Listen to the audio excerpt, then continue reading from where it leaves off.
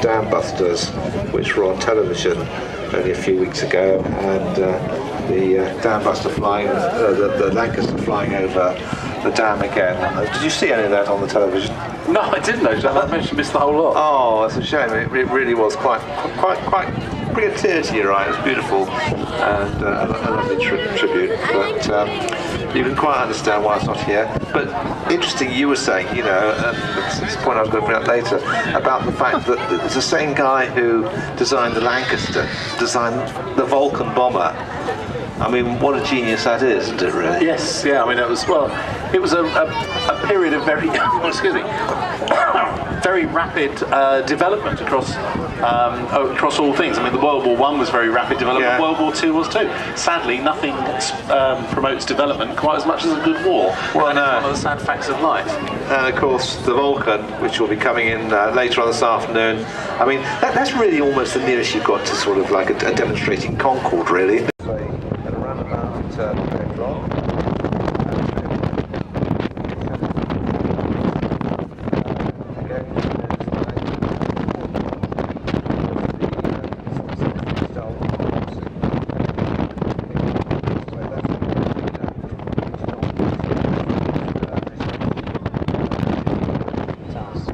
One of the first ones. Just sort of a couple of safety things. If you do lose anybody, whether it be a child or any of your friends, a good idea is to meet up at the Lost Children's Centre, which is situated between the Tropicana and the ground here.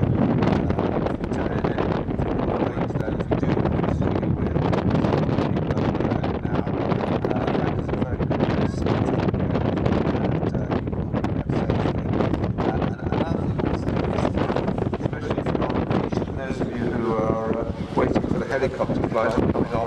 This is a lot of traffic and very dry and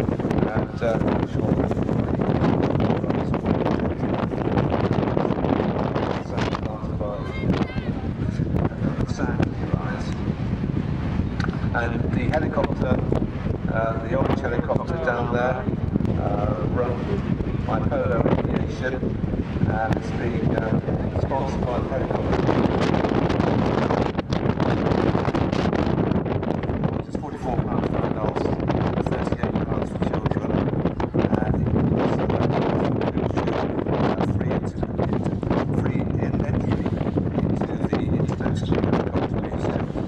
Based here in Weston. As I said, if you are on holiday down here, or even if you're sort of local, the world will have a program there. They've got it's the world's greatest now exhibition of helicopters, and they've got helicopters from all over the world, including two of the Queen's flights.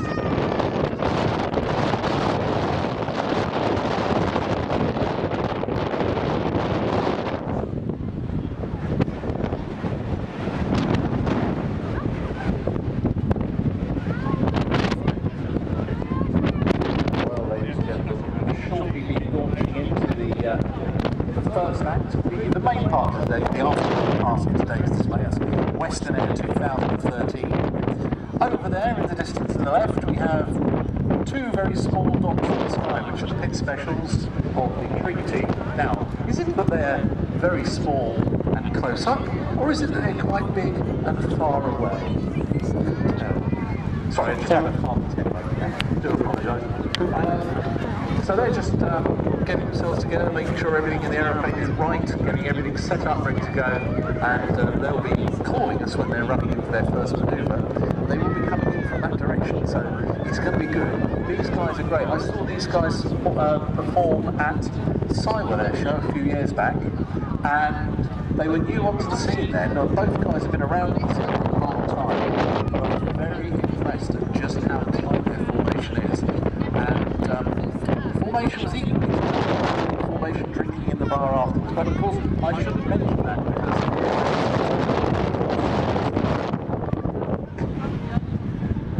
so cast your eyes to the left, down towards the south. You should see the two things there up in the two pits, two little dots in the sky which will grow rapidly bigger as they accelerate down for their first manoeuvre.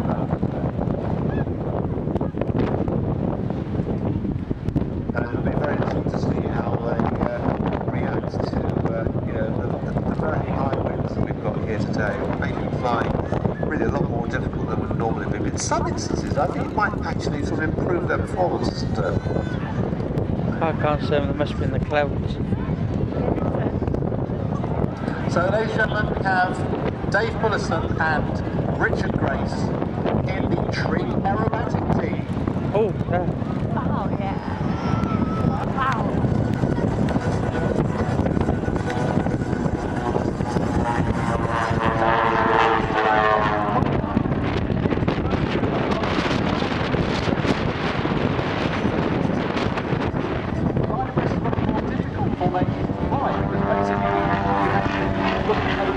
Shoulders where the other aircraft is now full back to version now has more of the range. They're above the half movement.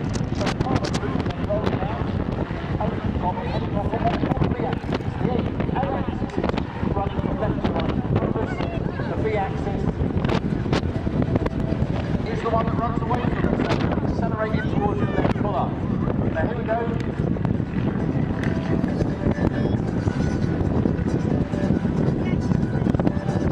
Watch folks now, this is going to be one of those photo moments as they come together in the middle to form an opposition pass.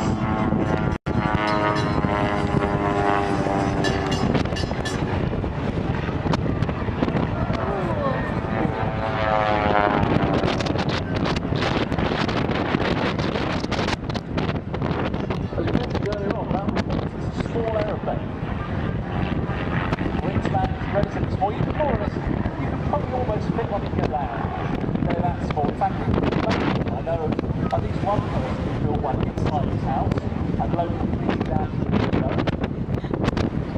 These particular ones are powered by 180 horsepower light-moving engines. Gives them a great power-to-weight ratio, a lot of push. You imagine this now has about 10% more horsepower than the stock earlier, and it's probably about 2/3 the weight. That's got a lot more performance.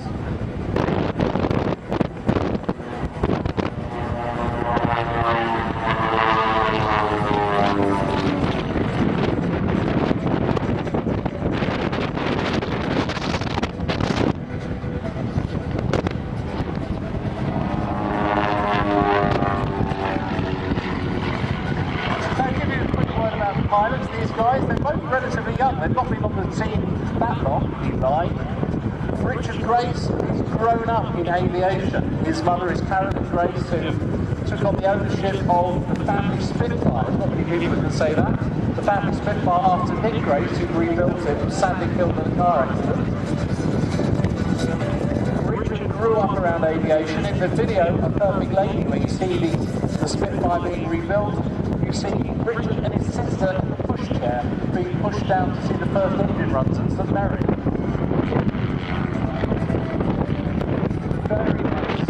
Very nice close formation barrel roller there. Richard began a qualified aircraft engineer at 18 and a qualified pilot at 19. Since then he's done a lot of flight with a lot of different aircraft, and including now displaying the family Spitfire.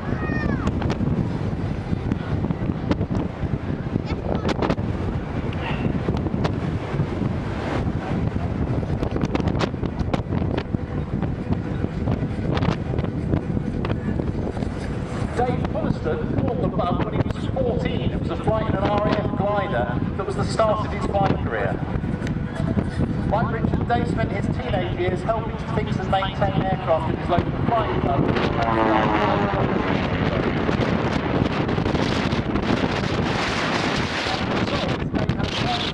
Before he could fly the car. And he built his aerobatic skills under the expert instruction of members of the Moscow Aerobatic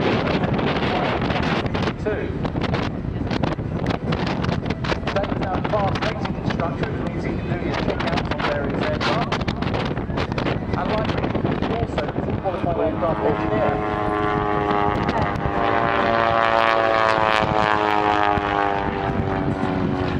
Oh, nice little inverted push up there. Imagine what it's like to go over, you can go over a humpback bridge in a car, it's unpleasant. Imagine what it's like being upside down and then push pushing up to the vertical as he did. All that's holding him in the seat is the straps. And I know he would like to thank the Quality Assurance Department of the Acme Safety Strap Company for their diligence in putting those straps together. Now again, upside down, coming in.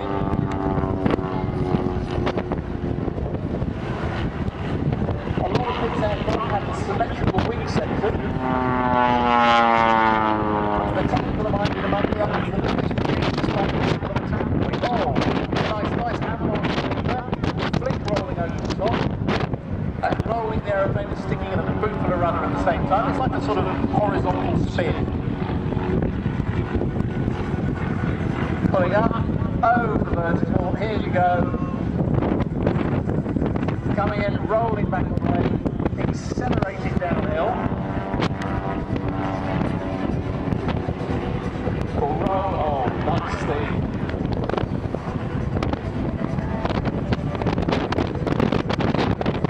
Mentioned earlier on in the development of the pitch that the idea is to get a very controlled aeroplane to be short wingspan. You have a lot of authority with a very powerful aileron, but the road is very quick. Okay, so we're going up for a stall time, pulling up until the speed decays to probably about 40 miles an hour.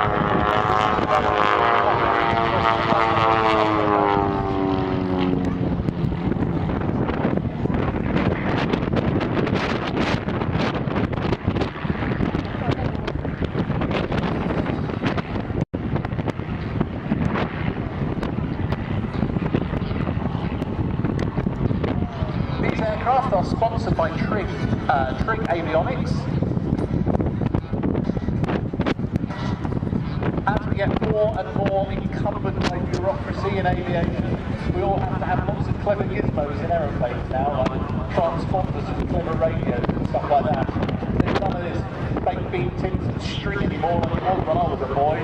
But Trig Avionics do have a very good avionics and constant the aircraft up.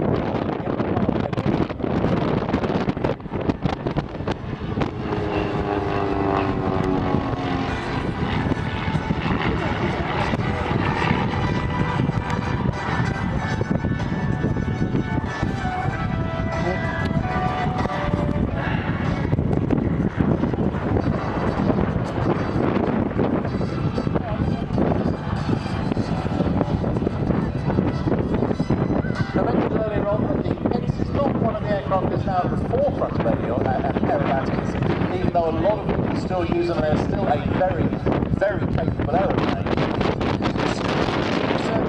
You still need to use downward figures to build up the speed, build up the energy before you go vertical to lead it off. Now we have them going into mirror formation.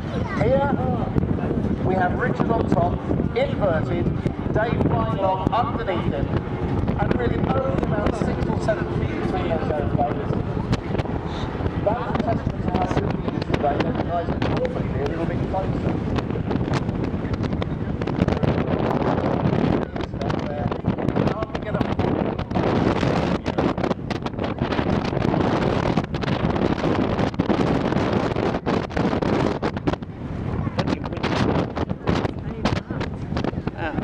So now they're pulling out the country on the axis, coming towards you.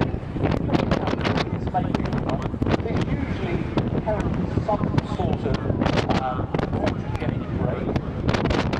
So smoke on, rolling down, accelerating arm, using all of that 180 horsepower plus gravity, and putting out more vertical pull up. There they go. Oh, nice little time over the top there, or splitting at the top.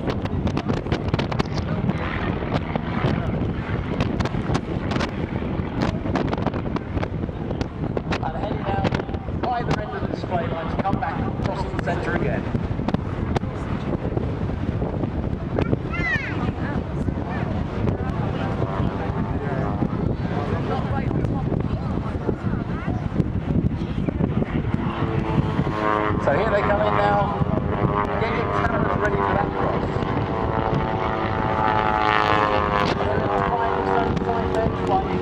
completely out of balance, using the fuselage of the aeroplane to provide most of the lift.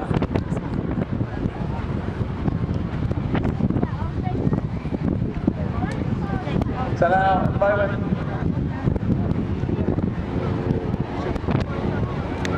Richard and Dave always enjoying himself out there. Having done all of those windy up manoeuvres, he's now over there doing a windy down, wind it backwards. And there they are, coming past now for the final pass. They are waving. You can see the hand there out of the cockpit. We're waving like idiots in here too. And we expect that we need you to be waving like idiots as well. So Dave now coming past for his final pass. Ladies and gentlemen, that was the Trig aerobatic team. Richard Grace and Dave Weston doing a very accomplished display. It's slightly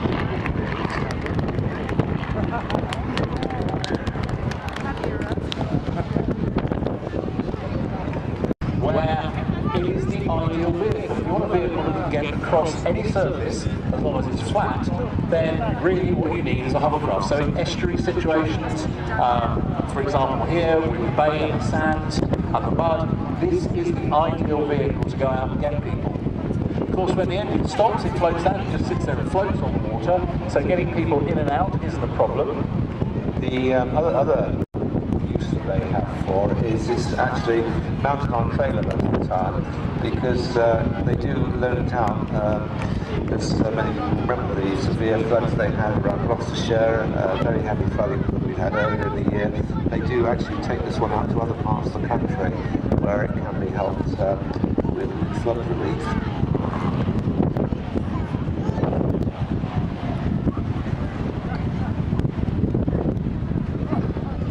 The very first hovercraft, the SRN1, which stood for Saunders Row, number one, because it was made by Saunders Row on the Isle of Wight. That was powered by a small gas turbine engine, but it looked like it had what was a great cop symbol in the middle of it. I saw that as a little boy. Yes.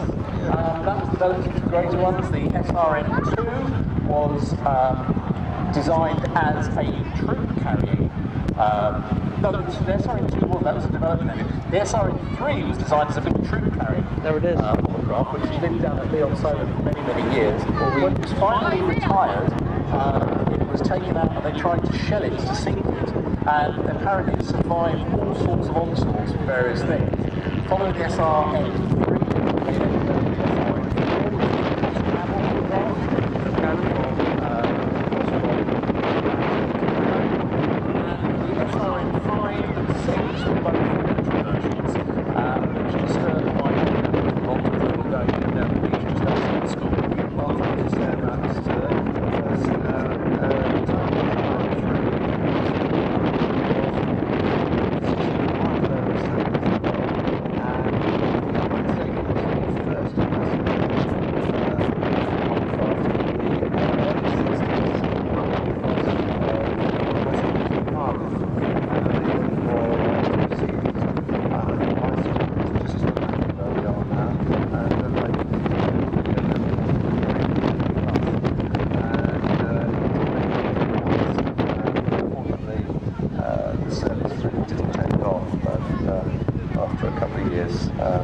sadly we lost it, but as a young boy it was quite exciting to see it taking off from the beach just by the Tropicana. Well, there is now still one place in the country you can go and get a hovercraft ride. If you want to go across the Solent from Southsea to Ryde on the Isle of Wight, you can still run on one of the hovercraft that does that trip. They run from next to South Parade Pier in Southsea across to next to Ryde Pier. And then you can go and jump on an antiquated ex-London tube train to go the rest of the way around the island. Because they even know how to live on the Isle of Wight. Oh, they do. And out in front of us we have the hovercraft. Early ones were, they didn't have what is known now as skirts. This is basically a flexible ring around the underside which helps contain the air, so you need less power because less of it is being bled out the sides. More of it can be used for lift. And of course they can traverse objects up to basically the height of the skirt. And I do remember when I was a kid, one of the things that the Army did, there was a thing called the Inter-Service Hovercraft Trials Unit at Leon Solar, and they sent 2 SRN5s up the Amazon, which was a real proving ground.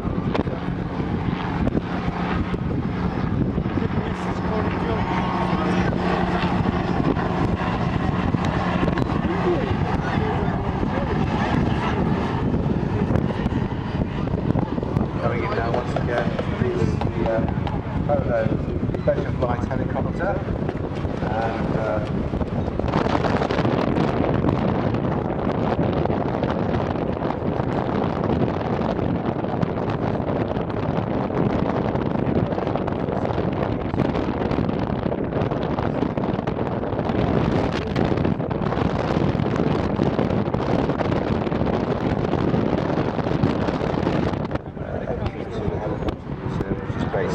just outside Weston. That is the biggest collection of helicopters in the world. If you're interested in anything to do with aircraft. And then also, the Lions of World Regionals are offering such a nice move. Back with the smoke on, kicking that rudder around, taking him off. Now I look towards the flying control committee, I say, was that the final manoeuvre? Is he looks like he's wiggling as he goes down there. Yeah, he's afraid.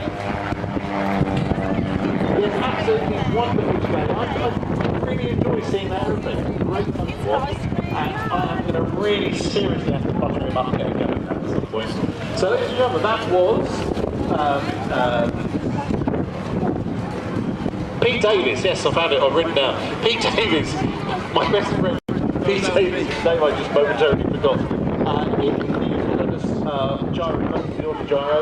Now coming on in about 20 minutes, we will be having the return visit of the Aviators. They were here earlier on doing a sort of impromptu warm-up display. They will be coming back and doing their full air display, as I say, in about 20 minutes. Thank you, Melvin. I was just talking about the Polo helicopter, the orange helicopter down there, which is doing the pleasure flights, and just explain. So they will be coming in very, very shortly. This will be different to what they did earlier on. This is their full display, their full normal display. Hopefully we have enough vertical space, because we have a little bit of cloud coming in, which is a bit of a shame. Still viable, and hopefully we'll be able to get around in that space.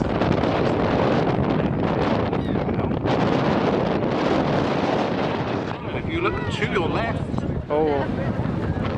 we should have, with the smoke on, it'll be the other left then. It'll be the right hand left. We have, there we go. We have the Aviators.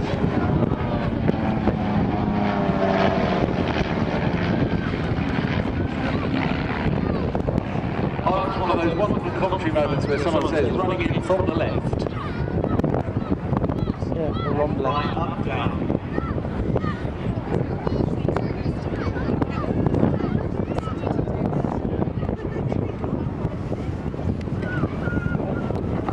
Where is he? Over that way. So ladies and gentlemen, the aeroplane's flown, as we said earlier, by Alistair Kay. Alistair's been a display pilot for 25 years. He also displays the Spitfire and the P-51 Mustang to the old flying machine company. And he has almost 10,000 hours flying time, which is a lot. That's just a single engine piston aircraft and gliders. He's also been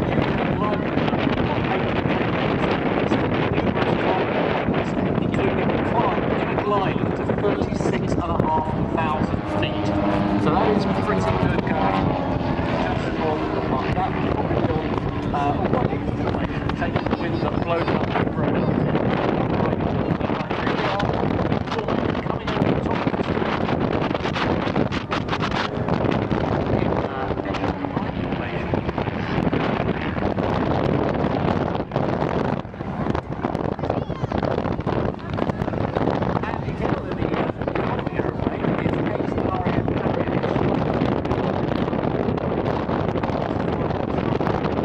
down was absolutely impossible before that, due to the design of the rigid rotor tape, which was one of the designs that came about in the early 1970s when this helicopter was first developed.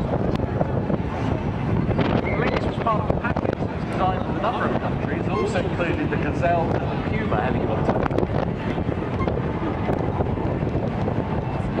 And the UK leases were all built down at Yokohama by Weston helicopters. As we said earlier, it is a lease that held and in fact still holds the world speed record for rotary winged aircraft. Now here we go, this is one of those manoeuvres you couldn't have done years ago. Watch now, here he goes, tips it right up on its nose. Oh, and going away.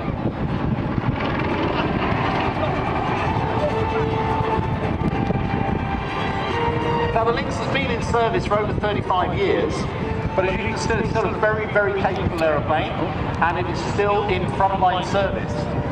It will eventually be replaced by the Wildcat, which is a much developed version of the Lynx.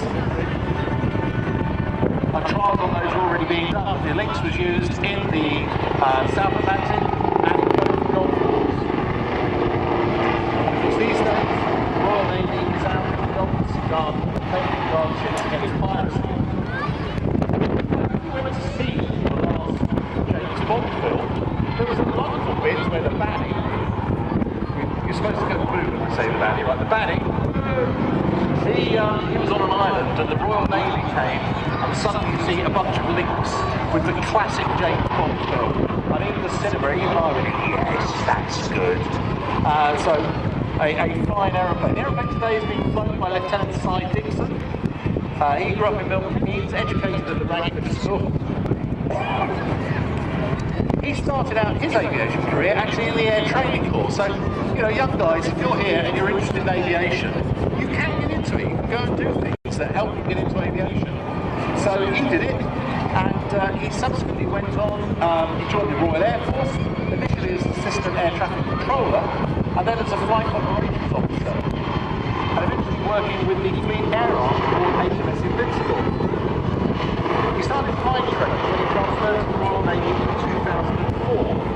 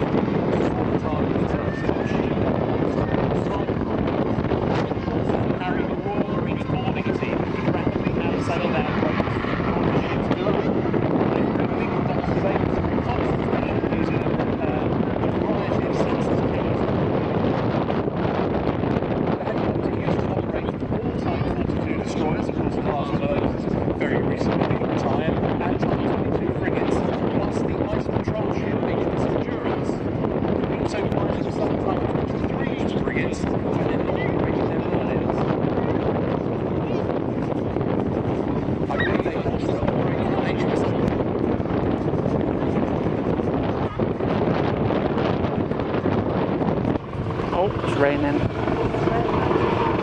Now this aircraft is taking 702 days in their squadron, and they train all ground air crew their frontline maritime link squadron taken up a fire chaser. And basically, just down the road from here, Royal Navy Air Station, Yeovil, Somerset.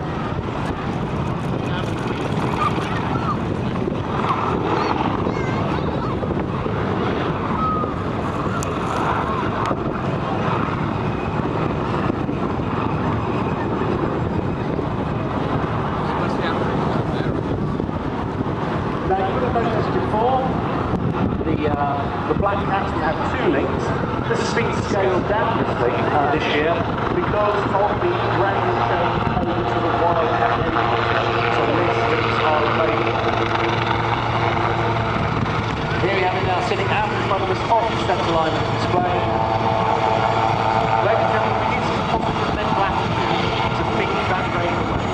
You all think hard enough to stop. Trust me, I know this. I know somebody who used to be a doctor. So there he is, rotating around the slot. Of course, the ability for an aircraft to hover makes it a lot easier to get them caught on ships. Of course, the Lynx, as with all naval helicopters, sometimes has to get on and off the platforms, which are always a lot smaller than the air. Often the parts find out with controls across, so they'll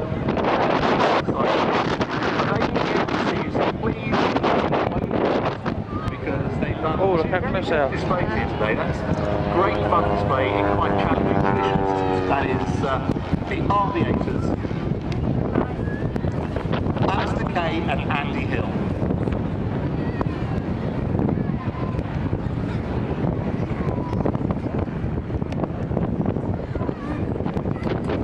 Actually, very interesting in what you were saying earlier about people building kits in their lounges and things. Just been talking to Upside down was absolutely impossible before due to the design of the rigid rotor tape, which was one of the designs that came about in the early 1970s when this helicopter was first developed. The Lynx was part of a package that was designed for a number of countries, and also included the Gazelle and the Puma helicopter. And the UK Lynxes were all built down at Yokohama by Weston helicopters. As we said earlier, it is a Lynx that held, and in fact still holds, the world speed record for rotary winged aircraft. Now here we go, this is one of those manoeuvres you couldn't have done years ago. Watch now, here it goes, tips it right up on its nose. Oh, and it's going away.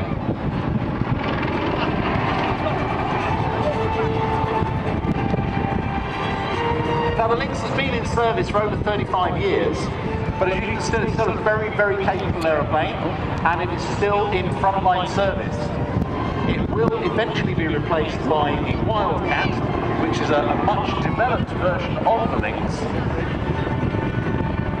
Trials on those are already being done. The Lynx was used in the South Atlantic and in both the Gulf Wars. These days, the Royal Navy is out in the Gulf to guard Navy guard ships against piracy. If you went to see the last James Bond film, there was a lot of bits where the baddie, you're supposed to go blue when we say the baddie, right? The baddie, he was on an island and the Royal Navy came, and suddenly you see a bunch of Lynx with the classic James Bond film. And in the cinema, even I went, yes, that's good. So, a fine aeroplane. The aeroplane today is being flown by Lieutenant Cy Dixon. He grew up in Milton Keynes, educated at the Radcliffe School. He started out his aviation career actually in the air training course. So, you know, young guys, if you're here and you're interested in aviation, you can get into it. You can go and do things that help you get into aviation. So he did it, and he subsequently went on, he joined the Royal Air Force, initially as Assistant Air Traffic Controller, and then as a Flight Operations Officer, and eventually working with the Fleet Air Arm called HMS Invincible. He started flight training when he transferred to the Royal Navy in 2004.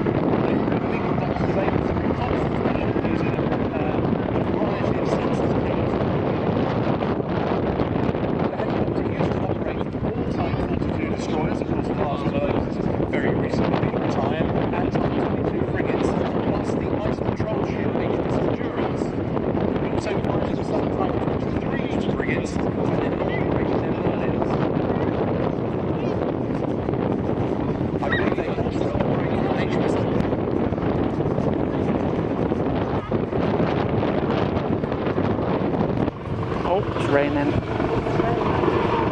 Now this aircraft was taken to 702 Naval Air Squadron, and they trained all ground air crew in the frontline maritime Lynx squadron taken up by and basically just down the road from here at the Royal Naval Air Station, Yokohama, Sunset.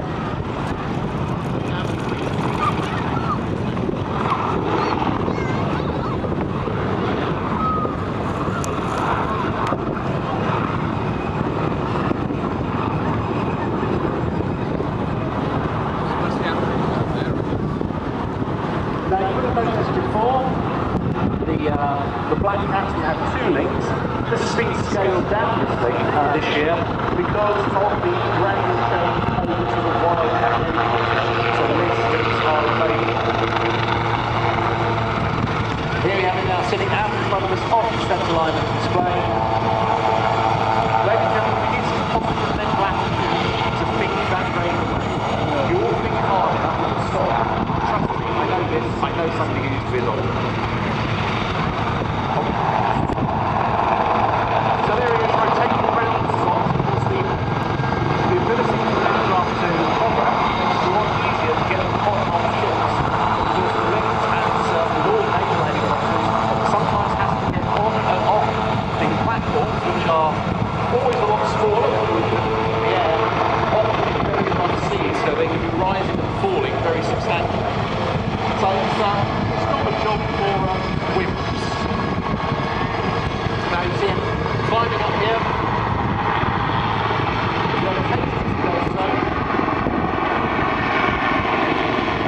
Gaining height as he pulls it up.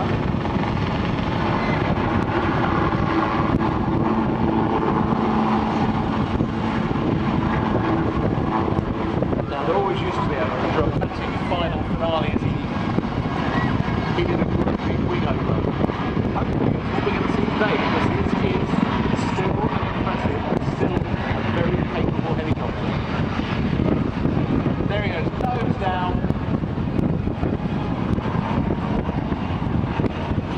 And pulling away from you.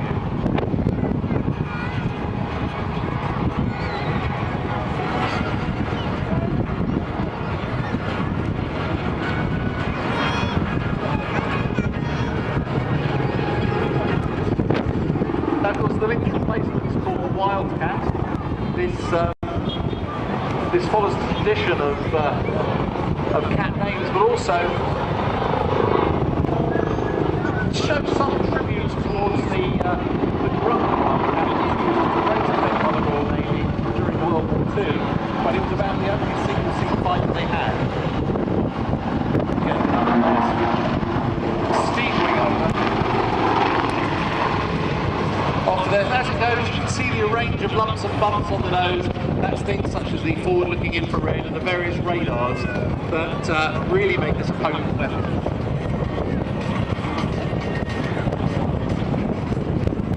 Normal controls aeroplanes 2. That's a single pilot accompanied by an observer as the airborne tactician, but this can be supplemented by winchmen or maritime sniper teams if necessary.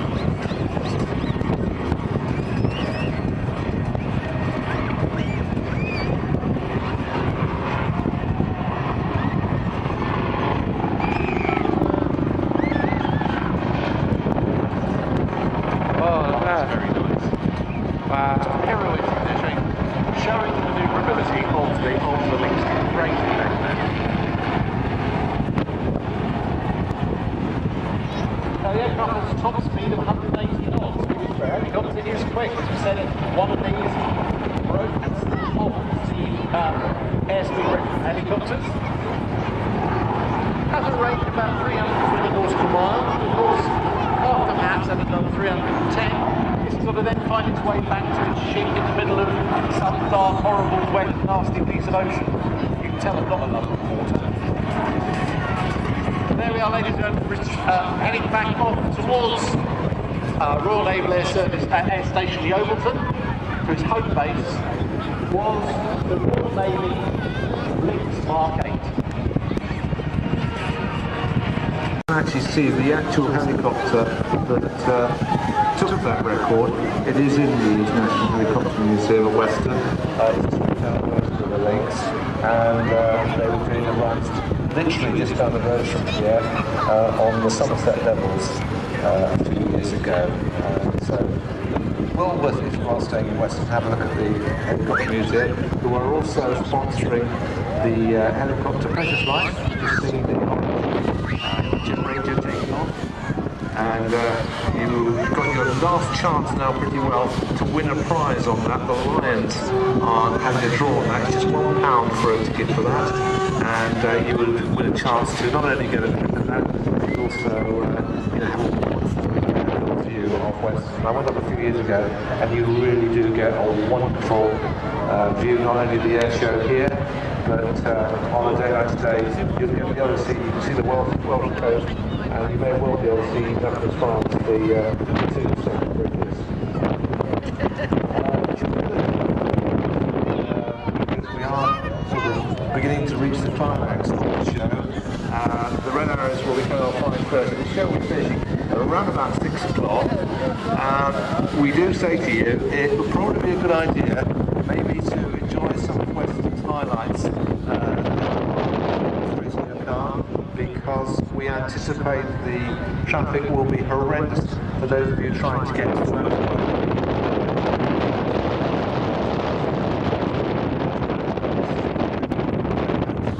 It'll make the access in and out of Weston a lot easier than it used to. Extra lane off the motorway with me. It's usually a 2-hour wait just to get to the motorway itself. One suggestion we do say to you is if you are heading northbound towards Bristol on the M5, take the south route, go down towards junction 22, follow the signs for Vermont-Sea and Bridgewater, and join the motorway at junction 22, and you should be able to get out of the town a lot quicker than you would do by going on the northbound route. But your best bet would be enjoy some of the delights of Weston. There's lots to do here. Saturday evening in Weston, very enjoyable. Today your home trip a little bit longer. I'm sure the kids would love it, and I'm sure you'll find after an hour or so it will be a lot easier getting out of the town. But we do anticipate literally very, very severe traffic all the way back from here to the M5. We've still got plenty going on beach lawns, and do go and put your money in with all the various stalls, charity stalls. Make sure you spend with them. They're all volunteers down there. Give up their time. I've seen them going down here at air shows time and time again, and you see the same people each time, so they do work very, very hard for their various charities. Also, don't forget, we've also got a range of great other things happening in Weston over the next few months from our summer. We've got the Linus Beer Festival, that's coming up. That's on the beach on the 10th of August. We've got the Royal National Lifeboat Institution Week between the 10th and the 16th of August, and lots of other things happening here in Weston. So, please do make the most of it. Of course, don't forget also that all the usual things you can get at Weston, like the ground beer, and also the sand sculpture exhibition we have here. There's some amazing sculptures in there.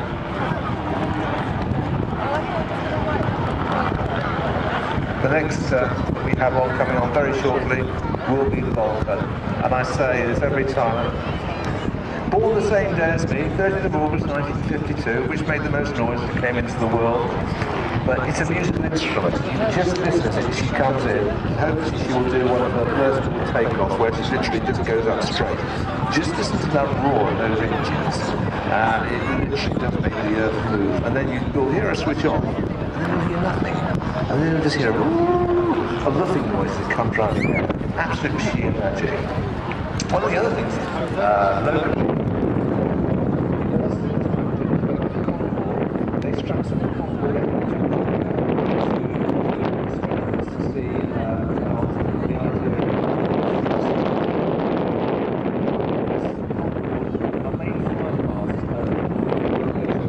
We used to see the 6 o'clock Concorde coming in every.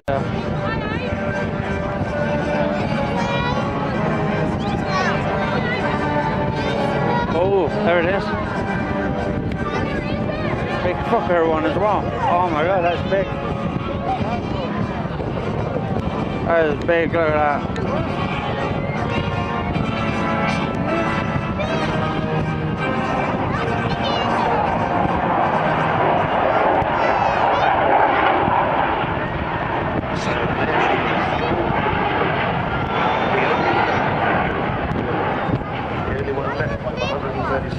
These amazing aeroplanes. But birth only 5 years after the latest. She's flown for us today. Yeah, that is a big one. Since 1982. Big one that one as well. Bombs on the Ford Stanley bomber. It's got to try and turn around now, so. There we go, there it is. That. World War bombs. Hello? She has been That. That's what she was originally designed for. She first flew in 1952, so last year was her Diamond Jubilee. She shared with Her Majesty. Yeah, not that fast, is it? She was designed by But it's got power, that's why. Also designed the Lancaster in 19. Well, no, because it hasn't got started yet, is it? The Lancaster. There goes coming this way, look. There you get that classic shape.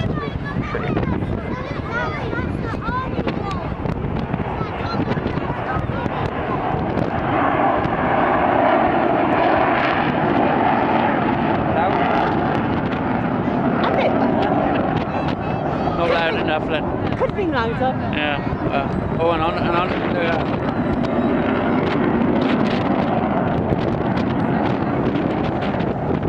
Have a few. Oh, yeah. She arrived. None of that. She just Not unless it's a maniac one.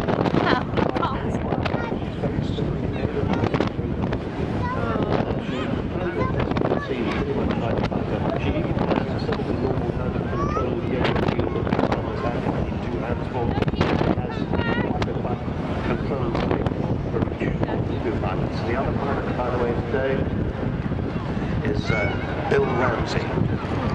Now, if you look carefully at her, you can see she's opened her bomb bay there. You can see that is the huge bomb bay which carried those 10 tons of bombs, all that 7,500 miles round the trip down to the Falkland Islands from Ascension.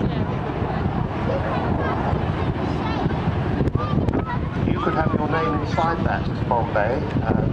Later on today, you may feel like visiting the Balkan to the Sky Club stand, which is behind the Sea Aquarium. And I believe there are 1 or 2 spaces left for names inside the bomb bay, so you could ask them about that. You could also, incidentally, buy a raffle ticket to fly in a Spitfire alongside the Balkan. Mine totally volunteers.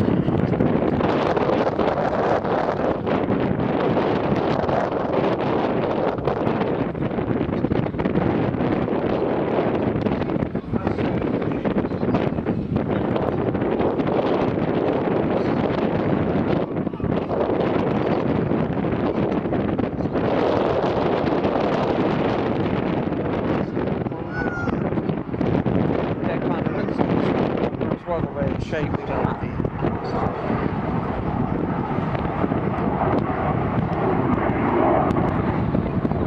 the nose of it is like the shape of a Concorde. It's pretty good. she has that lovely camouflage colour scheme now. She also carries on her fin, on the tail fin, the Lincoln coat of arms. And she carries the first head of #1 group on her nose, representing all the Balkan squadrons. Oh, it's gone into the clouds.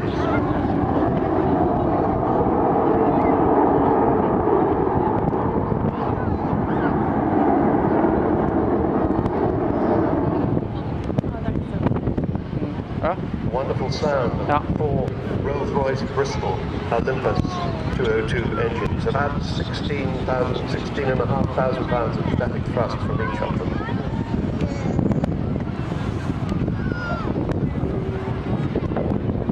So more than 60,000 pounds altogether. Same engines, well, an earlier version of the same engines that powered Concorde. Concorde had reheaters. Is a subsonic aircraft to go through the speed of sound.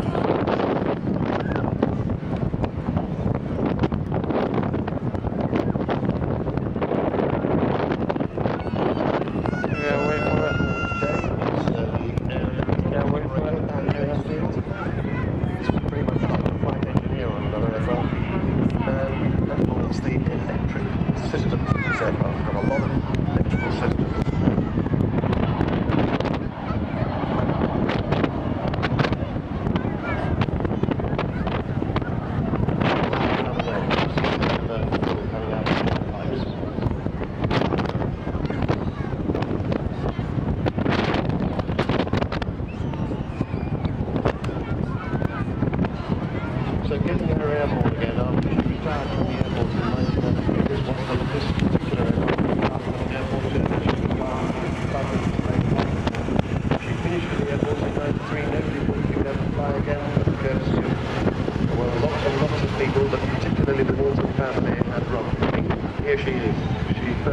again in 2007, and she's been flying on the display circuit since 2008.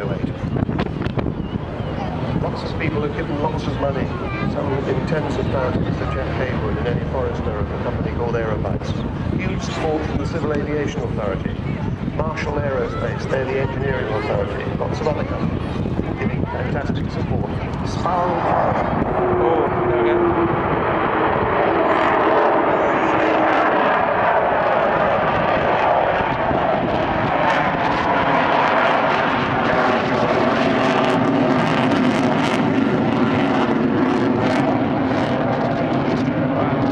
That is powerful. Italian, I didn't mean it. Wow. I take that back. Yeah, the power of that engine, oh god. I take that box back. I do it. Yeah, it's good though. Got some serious power coming out of the engine. Much binoculars on her, good eyesight. You'll see that she's got the wheels down now. Martin Willis, Bill Ramsey are going to bring her part as if she were going to land, but of course she isn't. And they'll do a low overshoot, as we say. Once she's lined up along the display line from left to right, they'll put the power on.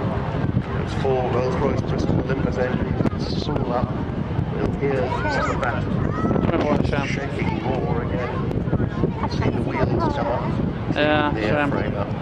She'll park well, for you way maybe. back to her home base at what used to be called Royal Air Force Finley. Please. That is now. I talking forward. Now rejoices That's with the yesterday. snappy title of London Airport belongs to Sheffield, where she has a very smart hangar and where she receives guests. So if you're ever in that area, do think about going. You need to go and visit the stand. Welcome to the Sky Club stand here behind the aquarium. Or is it going off now? Is it? That is. Get to go on race tours. Or is it coming back? I'm not sure. Find out all about what welcome. Oh no, it's coming back. XH558. She still has all those wheels down and those air brakes sticking up. Oh my god. Yeah, because it's gone come closer this time, so more like sound comes closer as well. There we go. Wheels down.